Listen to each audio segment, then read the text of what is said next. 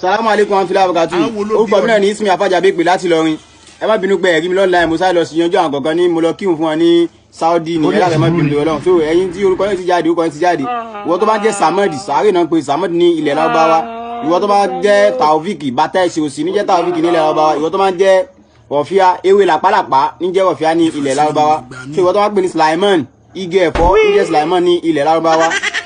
Ìwọ tó bá jẹ́ ní ìwọ tó bá jẹ́ Bushiwo ìwọ tó bá jẹ́ ọ̀pọ̀lọ́ ní jẹ́ Bushiwo ní ilẹ̀ Lárúbáwá. Ìwọ tó bá jẹ́ Serifdin Ìjábẹ̀ ní jẹ́ Serifdin ní ilẹ̀ Lárúbáwá. Ìwọ tó bá jẹ́ Sásìlì àgùntàn ó lè jẹ́ white dé àgùntàn sáà ní Sásìlì ní ilẹ̀ Lárúbáwá. Ìwọ tó bá jẹ́ Kọ́dírì ìgbẹ́ ajá ní jẹ́ Kọ́dírì ní ilẹ̀ Lárúbáwá ìgbẹ́ ajá ní jẹ́ Kọ́dírì. Ìwọ tó bá jẹ́ Muinati epo pupa ní jẹ́ Muina ní ilẹ̀ Lárúbáwá kó gbọ́ tó bá ní epo pupa Muina ní jẹ́ epo pupa. Ìwọ tó bá jẹ́ Hanati eṣinṣin ní jẹ́ Hanati ní ilẹ̀ Lárúbáwá. Ìwọ tó bá jẹ́ Rohimati tẹ̀sùbá náà pè ní Rohimati ní ilẹ̀ Lárúbáwá. Ìwọ tó bá jẹ́ Bashiro pósí ní jẹ́ Bashiro ní ilẹ̀ Lárúbáwá tó bá jẹ́ Bashiro pósí náà sọ̀rọ̀ pa ẹ̀ Bashiro pósí ni. Ìwọ tó bá jẹ́ Nasirati ike ìtọ̀ ní jẹ́ Nasirati ike ìtọ̀ ní jẹ́ Nasirati tó kó èdè gbọ́. Ìwọ tó bá jẹ́ Naimati tòlótòló tòlótòló náà jẹ́ Naimati nílẹ̀ Lárúbáwá ìtọ́wà sọ Naimati tòlótòló. Ìwọ tó bá jẹ́ Adam òkété ní jẹ́ Adam nílẹ̀ Lárúbáwá. Ìwọ tó bá jẹ́ Salimati sápá ní Salimati sápá ọlọ́mọdé àrí Salimati ní gbèsè. Alhamdulillah arúgbó fún Allah subhanahu atọrọkẹ́tì kẹfẹ́ nípa Muhammad sallallahu alaihi wasallam ike Allah azza wa jal kó má bá orí alì jẹta rẹ̀ kó má bá wọn ara lè rẹ̀ kó sì má bá wọn sọ̀hábà rẹ̀.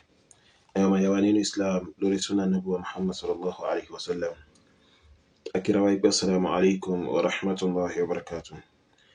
Gẹ́gẹ́ bá ti máa sọ ìpinnu dára tẹ̀lé ṣe fún barakallahu fikum wọn ni pé àwọn ọ̀rọ̀ lórí iye tán sọ yìí ẹ má ṣàbá bá gbìyànjú tàn ká kẹ́ mọ́ bá wa láìkẹ́ nítorí káǹfààní àlè bá ṣe kí ní kó lè bá kárí. Ìkànnì àwọn ọmọ yawa dáadáa so tí wọ́n tún jẹ́ àfà wa so onímọ̀ ni wọ́n fi ọ̀rọ̀ ọmọ arákùnrin yìí ránṣẹ́ sí mi kálọ́bà ní ṣe ọ̀pọ̀lọpọ̀ dáadáa fún ọmọ yawa òun. So wọ́n fi ránṣẹ́ sí mi nípa pé arákùnrin yìí ń ba ọkọ̀ táwọn mùsùlùmí ń jẹ́ ń bàjẹ́ so tó dẹ̀ já sí pé nínú àwọn ọkọ̀ yìí ọkọ̀ ọlọ́bẹ̀ẹ́dà ń bẹ nínú rẹ̀ tó já sí pé a máa ń fi Abdul síwájú láti ṣe kíni láti fi sọ àwọn ọmọ wa lóko. So ọmọ yìí sì sọ pé àti ìlú Ìlọrin lòun ti wá so ó ṣe já sí pé gbogbo ohun tí ó bá bẹ̀ sí ọlọ́bẹ̀ẹ́dà jẹ́ àbáwọn ẹni tó ń bá gbé igbá rẹ̀ rù àti inú ìlú Ìlọrin wọ́n ti máa ń wà so tó bá já sí pé lóòótọ́ ọmọ Ìlọrin lọmọ yìí bó ṣe pera rẹ̀ so Habibullah Adam tí ń bẹ lẹ́kọ̀ọ́ ọmọ Ìlọrin ni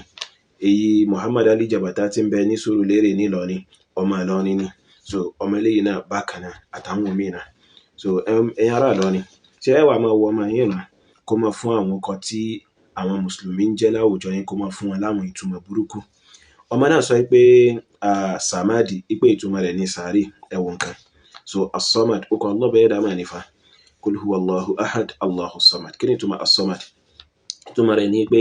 ọba àṣọ ọba tó dádó fúnra rẹ̀ tí ó fara ti nǹkankan tí ó sì bùkátà sí nǹkankan so tó wá já sí pé gbogbo nǹkan pátápátá ló bùkátà sí oye tí wọn bá dọ́dọ̀ rẹ̀ tí wọn bá sì wá kan oye bùkátà wọn ò lè bíà so ó kọyún lọ́mọ yìí tú sí sáré so àwọn mùsùlùmí ń jẹ́ ọkọ̀ yìí pẹ̀lú pé wọ́n fi Abdul sí níwájú tí ó fi jẹ́ Abdul Samad tí wọ́n sì fi sọ ọmọ wọn so ó sì sọ pé sáré grave òun ni kíni òun ni tí wọ́n kọ yìí ẹ̀dá kò ṣẹ́wàá máa wọ́n rán ni lórúkọ skit so bákan náà ó sọ pé Taofik ipe ìtumọ̀ rẹ̀ ní bàtà ẹsẹ̀ òsì irọ́ ni so Taofik ìtumọ̀ rẹ̀ ní kòńgẹ́rẹ́ kálọ́bẹ̀ẹ́dà fi ní ṣe kòńgẹ́rẹ́ oye bákan náà ó sọ pé Rọ̀fíà ipe ìtumọ̀ rẹ̀ ní ewé làpálàpá ẹ̀yìn náà ẹ̀wọ̀n kan so Ar-Rọ̀fíà so ó kọ́ tó dá mọ́ nífà so ẹni tó ga lóbìnrin so onípò gíga lóbìnrin arẹwà lóbìnrin so tọ́ nǹkan yìí sì rí ọlọ́bẹ̀ẹ́dà ó lo gbólóhùn mudhakkar rẹ̀ nínú Qur'anul Karim so níbi tí ọlọ́bẹ̀ẹ́dà ti sọ̀rọ̀ ní Suratul Ghafir ìpè Rafi'ud Darajat Dhul Arshi yulqi ar-ruha min amrihi ala man yasha'u min ibadihi Rafi'ud Darajat ọba tó yá sí pé ipò rẹ̀ gágágágágá oye Dhul Arshi ọba tó ní òkè al-arshu so oye so ọmọ yìí sì ń tún sí pé ewé làpálàpá òun ni Rafi'a tó yá sí pé wọ́n yọ látara Rafi' abẹ́rẹ́ nǹkan báyìí ẹ máa nínú ẹ̀sìn wa. So bákan náà ọmọ yìí sọ pé Suleiman ipe igi ẹ̀fọ́ ni Suleiman ó kọ ìkan náà àwọn ànábì tálọ́ bẹ́ẹ̀ dá máa ránṣẹ́ máa nífa tí ń ṣe ànábì wa Suleiman ọmọ ànábì wa Dawud alayhi masalam. So ẹ̀yin náà rí nǹkan báyìí. So bákan náà ọmọ yìí sọ pé Bushra ipe ìtumọ̀ rẹ̀ ọ̀pọ̀lọ́ ni ẹ dákun bó o ní Bushra bó o ní ó ṣe jọmọ́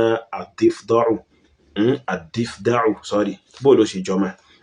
ó sì sọ pé ọ̀pọ̀lọ́ ni Bushra ìtumọ̀ rẹ̀ ní kíni ìró dùnú. So ọmọ yìí sọ pé Sharifuddin ipe ìtumọ̀ rẹ̀ ní ìjábẹ̀ tí wọ́n fi ń já ọbẹ̀ ewédú. So ẹ dákun ṣe bó ṣe rí nìyẹn. So Sharif abiyi so onípò ńlá so tó jẹ́ ti tẹ̀sìn oye báyìí. Alhamdulillah ibadi nẹ́sìn wa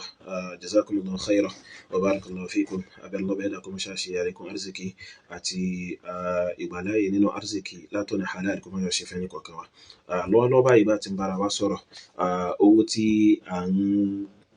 tàǹtọ́ láti ṣe kíni láti raise ní fundraising tàǹtọ́ láti raise lọ́wọ́lọ́wọ́ báyìí Allah bẹ́ẹ̀ dà ní ká ti rí 1,373,000 naira. So 1,373,000 that is 1.3 so going to 1.4. So àròyìn a sì bẹ ìtàlọ́bẹ̀ dàbá ní kí arziki ń bẹ nítọwọ́ yín. So àwọn tí wọ́n bá lè àwọn tó bá lè bá wa dá sí so tayọ bí a ṣe rò oye so àtàwa tó já sí pé ìwọ̀nba tàlọ́bẹ̀ dà ní ká ní kápá oye náà láti fi dá sí oye so gbogbo ẹ̀ náà dáadáa náà ni so kò sí ètò kéré ń bẹ kí Allah bẹ́ẹ̀ dá mọ́ ṣàṣàn ẹnìkọ̀ọ̀kan wa ní ẹ̀san olóore. So àkáǹtì wa 0045790267 Shehu Ahmad Yusuf Unity Bank jazakumullahu khairan. ọmọ yìí ó sọ pé Shazili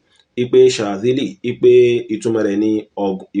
ní àgùntàn oye gbólóhùn Shazili gbólóhùn yìí so ó jáde látara alamu tí ń ṣe kíni tí ń ṣe Shazil tí ń ṣe kíni tí ń ṣe Shazil torí ẹ̀ á rí nínú àwọn nǹkan tí wọ́n ti kọjá lọ síwájú tí wọ́n ń ṣe Shahran ibn Shazil